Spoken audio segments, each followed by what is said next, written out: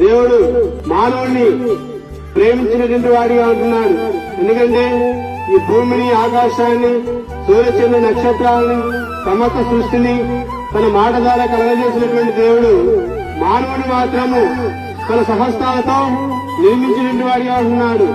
కనుక మానవుడు ఈ దినాన్ని చూసినట్టయితే అనేక రకాలైన పాపముకి బానిసైపోయి పాపంలోనే నశించి నరకానికి వెళ్ళిన స్థితిలో ఉంటూ ఉన్నాడు.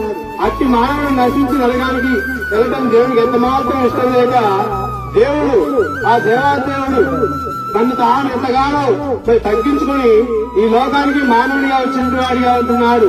దాసుల రూపం ధరిస్తూ వచ్చినాడు. తను తాను వ్యక్తులుగా చేసుకుంటూ వచ్చినాడు.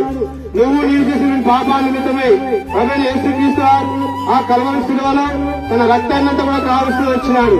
ఎందుకైతే తన రక్తాన్ని కాల్చినాడంటే మానవుని యొక్క పాపను తీసివేదికే